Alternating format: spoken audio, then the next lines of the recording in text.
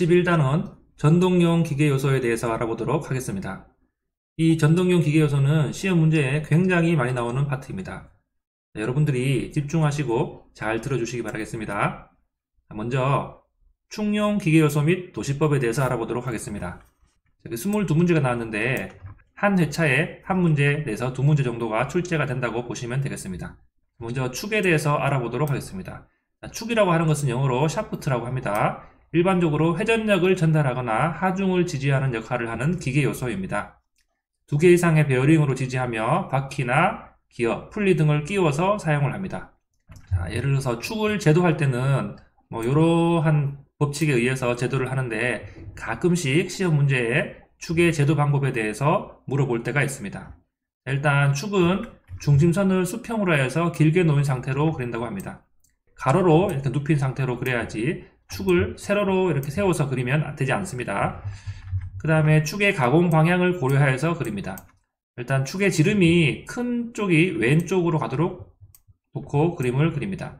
무슨 말이냐면 선반 가공을 할 때 이렇게 척에 의해서 공작물을 고정을 하고 바이트로 가공을 한다고 하면 이런 방향으로 가야 되지, 축의 지름이 예를 들어서 이런 식으로 점점 커질 때 축의 지름이 큰 것을 오른쪽에 놓으면 맞지 않는 제도법이 됩니다. 축의 지름은 제일 큰 방향이 왼쪽으로 가공 방향을 고려해서 제도를 하면 됩니다.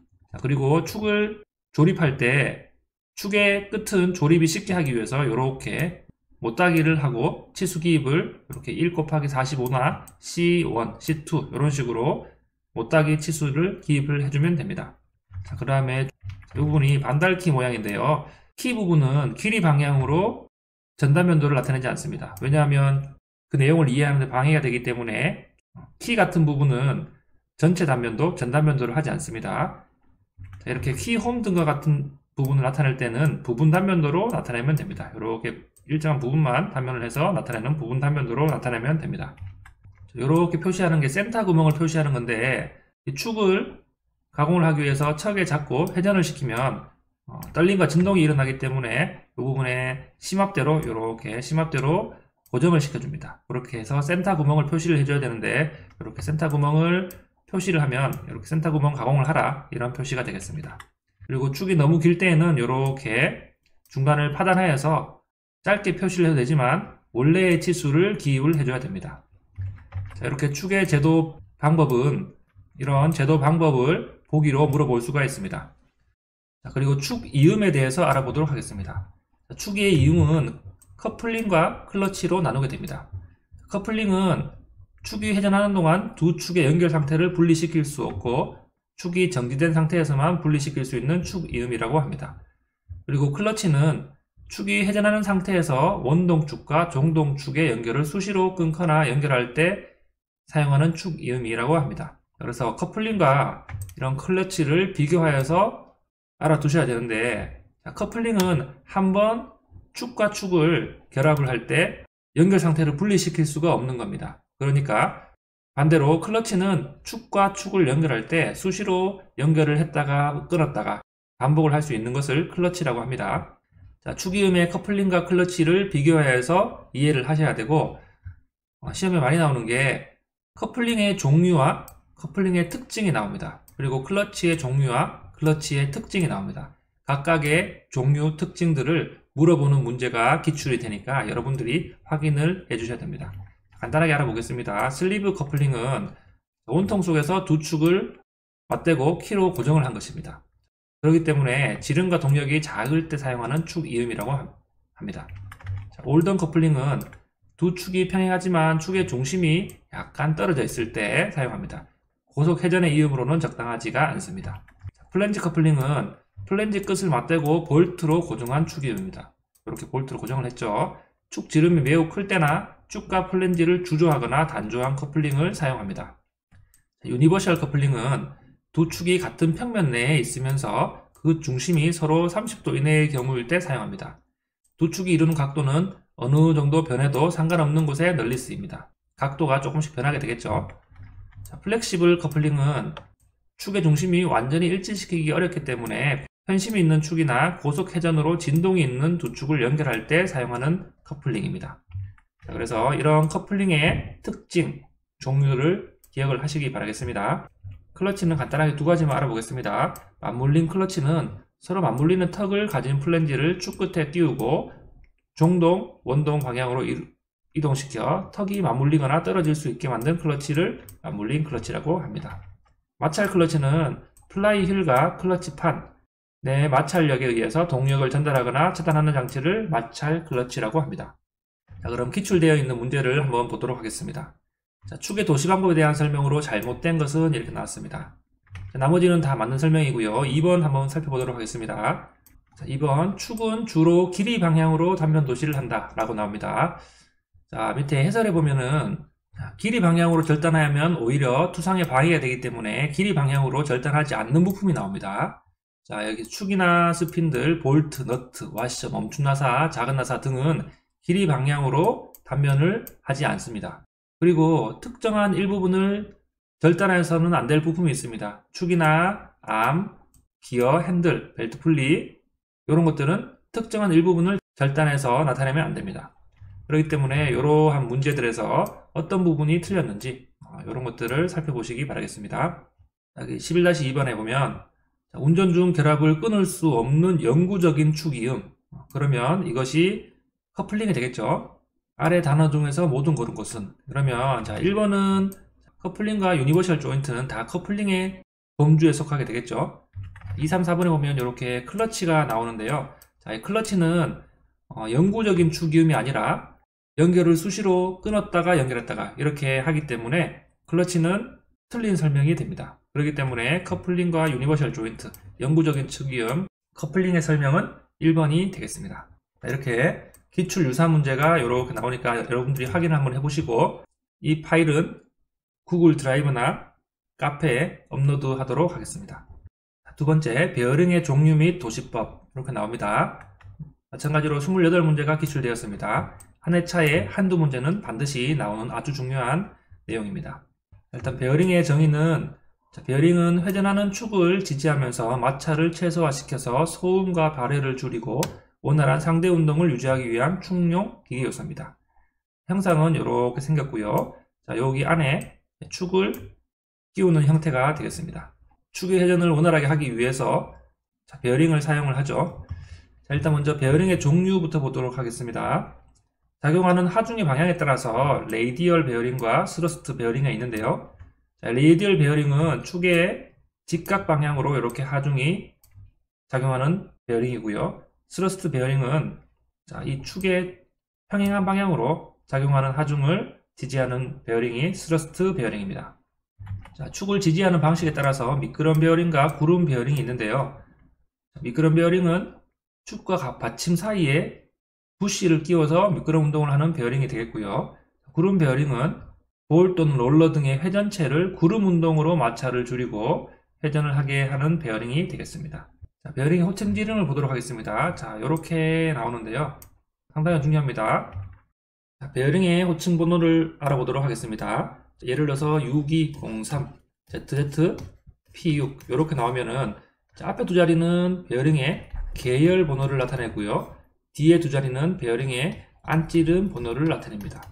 자, 예를 들어서 ZZ 이런 것들은 자, 베어링의 실드 번호를 나타내고요. 자, P6 이런 것들은 P6 이런 것은 베어링의 정밀도를 나타냅니다. 자, 시험에 가장 많이 나오는 것은 베어링의 번호의 뒤쪽에 두 자리인데요. 예를 들어서 6200이 나왔다. 그러면 뒤쪽에 두 자리의 베어링 번호를 보고 베어링의 안찌름은 10mm가 되겠습니다. 예를 들어서 6201은 12mm가 되고요. 6202는 15mm. 자, 6203은 17mm가 됩니다. 04부터는 이렇게 규칙이 되는데 곱하기 5를 해줍니다. 그러면 얼마가 됩니까? 자, 20mm가 되겠죠. 자, 05는 곱하기 5를 하면 베어링 안지름은 25mm가 됩니다. 이렇게 99까지가 나오는데요. 99까지를 5를 곱하면 베어링의 안지름은 495mm가 됩니다. 00에서부터 03까지 이게 시험 문제에 많이 나옵니다. 예를 들어서 6203의 베어링의 안지름은 얼마인가? 그러면 17mm가 나오게 되는 것입니다. 자, 이렇게 6200에서부터 03까지는 불규칙이고요. 04에서부터 99는 규칙적으로 움직입니다. 하지만 62, 22mm 이렇게 계열번호와 안찌름 번호 사이에 슬러시가 있으면 베어링의 안찌름은 22mm, 이렇게 뒤쪽에 두 자리가 바로 베어링의 안찌름이 되고요. 6, 2, 8 이런 식으로 두 자리가 아니라 한 자리가 되면은 베어링의 안찌름은 마찬가지로 한 자리인 8mm라고 생각을 해주시면 되겠습니다. 그래서 베어링의 안찌름을 묻는 문제가 종종 출제가 됩니다. 여러분들이 확실하게 이해를 하시기 바라겠습니다. 이렇게 앞자리 두 개는 베어링의 계열 번호가 되고요.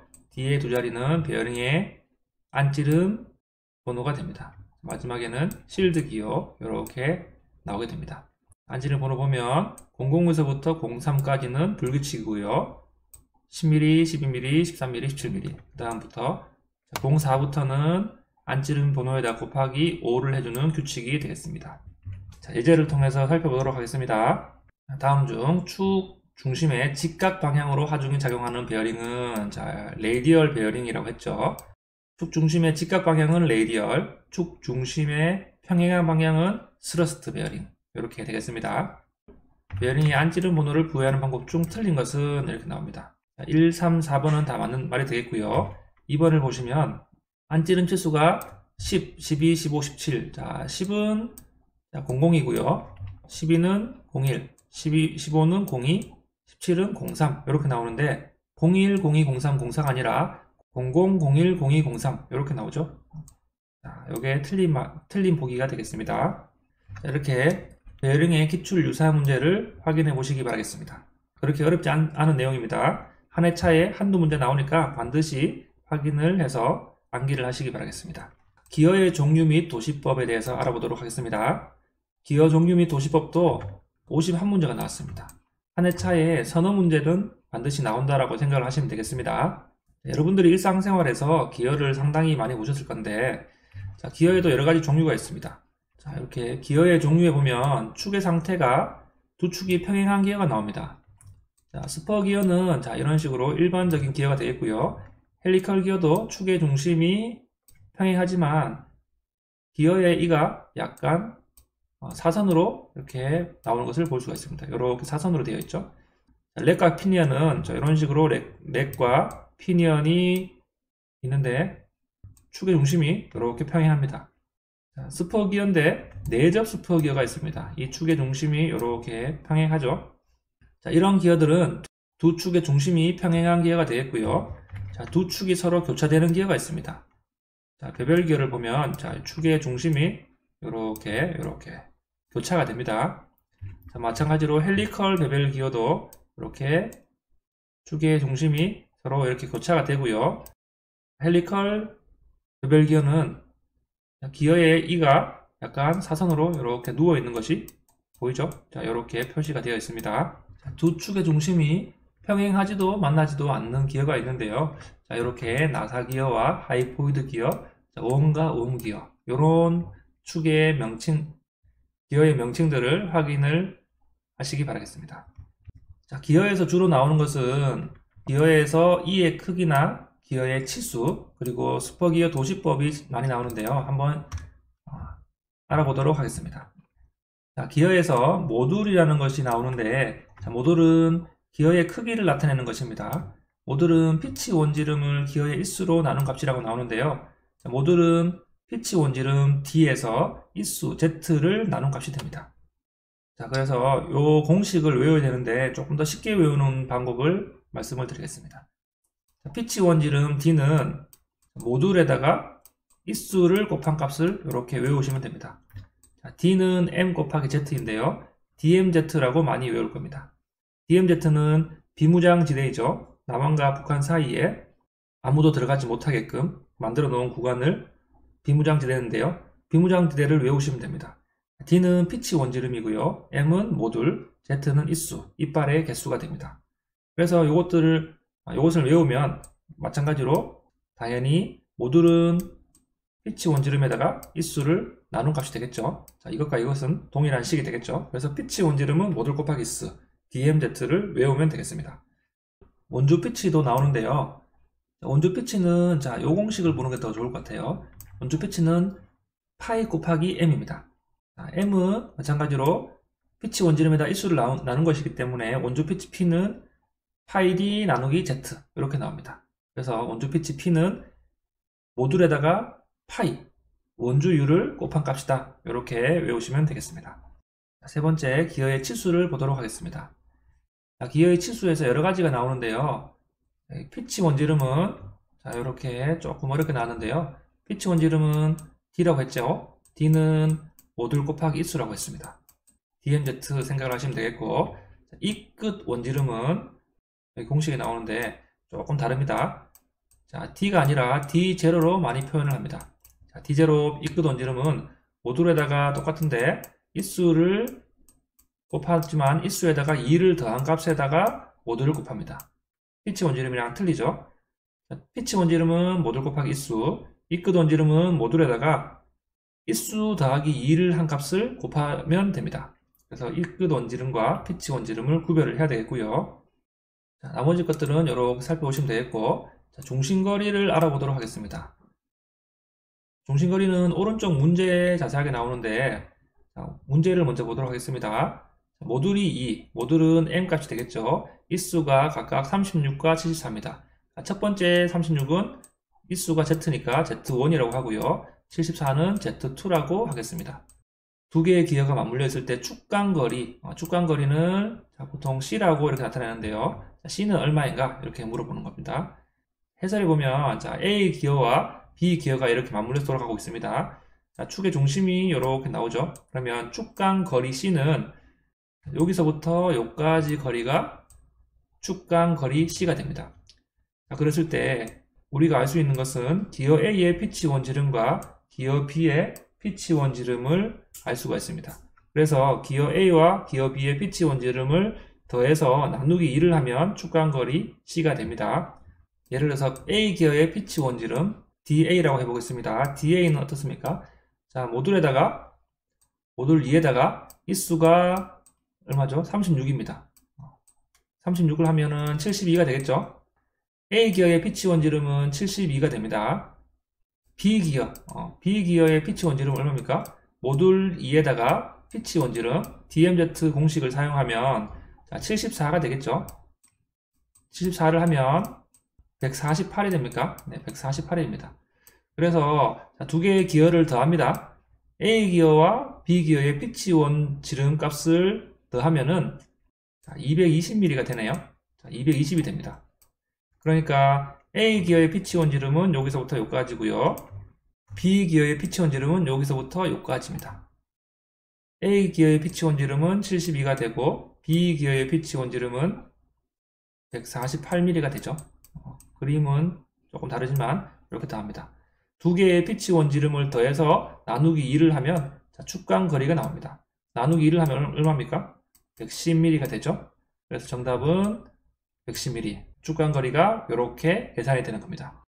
조금 어려워 보이지만 실제로 피치 원지름 값만 계산할 수 있으면은 A 기어와 B 기어의 피치 원지름 값을 더해서 나누기 2를 한다. 이렇게 생각을 하시면 되겠습니다. 스퍼기어의 도시법에 대해서 알아보도록 하겠습니다. 스퍼기어 도시법은 크게 세 가지만 알면 웬만한 문제는 다 풀 수가 있습니다. 조금 확대를 해볼게요. 스퍼기어에서 여기서부터 여기까지 있죠.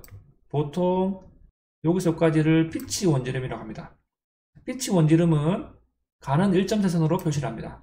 1점세선입니다. 피치 원지름은 1점세선으로 표시를 한다 라고 이해를 하시면 되겠고, 기어의 제일 바깥에서부터 바깥까지, 제일 바깥에서부터 바깥까지는 끝원이라고 합니다. 이 끝원은 굵은 실선으로 표시를 합니다. 굵은 실선.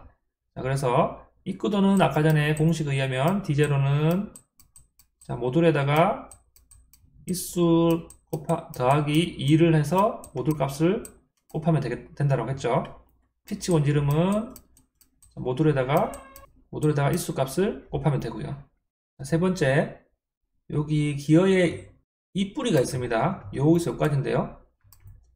기어의 입뿌리어는 가는 실선으로 표시를 합니다. 그래서 스퍼기어의 도시법에서 이 세 가지를 잘 구별을 해야 됩니다. 그림을 보면서 이해를 하시면 되는데, 제일 바깥에서부터 이 끝원은 굵은 실선으로 표시를 하고요. 피치 원지름은 가는 일점세선으로 표시를 합니다. 그리고 입부리온은 가는 실선으로 표시를 합니다. 이 세 가지를 잘 비교를 해서 스퍼기어의 도시법을 이해를 하시면 되겠습니다. 네, 기출문제 보겠습니다.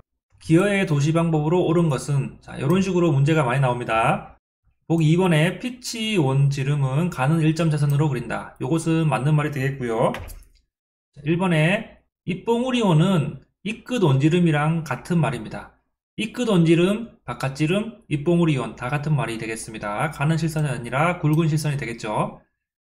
이골로는 입부리 원지름이랑 같은 말입니다. 입부리 원지름, 이골로는 같은 말이 됩니다. 가는 이점세선이 아니라 가는 실선이 되겠죠.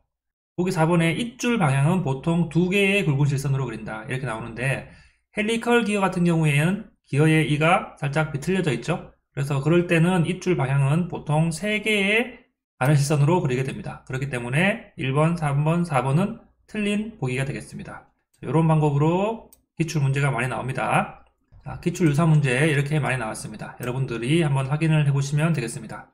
벨트 풀리와 스프로킷 기출 문제는 22문제가 나왔습니다. 한 해 차에 한 문제 정도 기출된다고 보시면 되겠습니다. 벨트 풀리는 2개의 풀리에 적당한 장력을 걸어서 동력을 전달하는 기계 요소를 벨트 풀리라고 합니다. 단면을 잘라보면은 V홈이 보이게 되는데요. 자, 벨트 풀리는 규격이 있습니다. M형부터 E형까지가 있는데 M, A, B, C, D, E 총 6개의 형별이 있습니다. 하지만 자, 오른쪽으로 가면 갈수록, 즉 E 쪽으로 가면 갈수록 벨트 풀리가 큰 것이 되고요. M 쪽으로 가면 갈수록 벨트 풀리가 작아진 것이 됩니다. 그래서 기출문제에 다음 중 벨트 풀리의 크기가 가장 작은 것은 이러면은 A형이 아니라 M형이 됩니다. M형이 가장 작은 벨트 풀리가 되겠습니다. 자, 벨트 풀리의 도시법 5가지가 나옵니다. 다른 부품에 비해서는 기출문제 빈도가 그렇게 높지는 않습니다. 여러분들이 5가지가 나오니까 한번 읽어보면서 정리를 해보시기 바라겠습니다. 여기 축 직각 방향의 투상을 정면도로 한다. 그 다음에 암은 길이 방향으로 절단하여서 투상하지 않는다. 이런 부분을 중점적으로 한번 읽으면서 정리를 해보시기 바라겠습니다. 체인 스프로킷 휠입니다. 자전거를 탈 때 많이 볼 수 있는 유형인데요. 자, 이런 것들을 스프로킷 휠이라고 하고요. 이것을 감고 있는 것을 체인이라고 합니다. 그래서 마찬가지로 스프로킷 휠의 도시법이 나오는데요. 자, 여기 보면은 스프로켓 휠은 기어와 그리는 법이 유사합니다. 예를 들어서 바깥지름은 굵은 실선, 피치 원지름은 일점세선, 입부리온은 가는 실선 또는 파선으로 표시를 합니다. 기어의 제도법과 유사하니까 한번 같이 참고해서 보면 되겠습니다. 스프로킷 부품도에도 그림 및 용역표를 병기하여야 하고요. 3번이 약간 예외적인 말인데 축의 직각인 방향에서 그림을 단면으로 도시할 때 입부리온은 굵은 실선으로 그린다. 이렇게 살펴보시기 바라겠습니다. 기출 문제를 보면 벨트 풀리의 도시 방법 설명으로 틀린 것은 이렇게 나옵니다. 1번, 3번, 4번은 다 맞는 말이 되겠고요.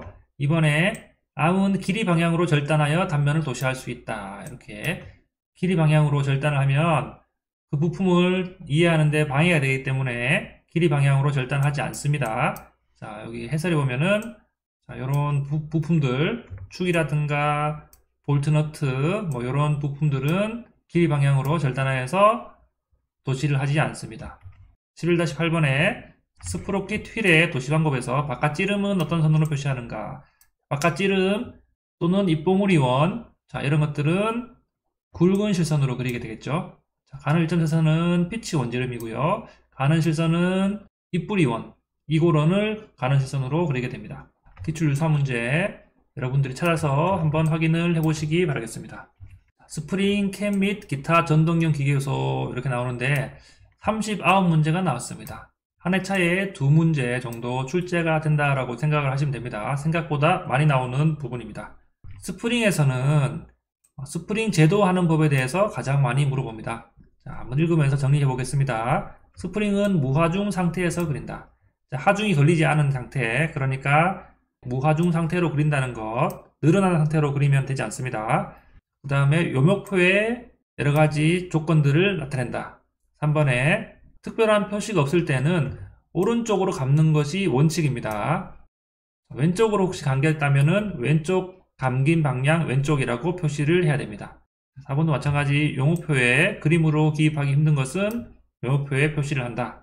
5번에 단면 모양의 치수 표시가 필요한 경우에 외관도에서 나타나기 어려운 경우에는 단면도에서 나타낼 수도 있다 라는 것. 조립도, 설명도 등에서 코일 스프링을 도시하는 경우에는 그 단면만을 나타낼 수도 있다.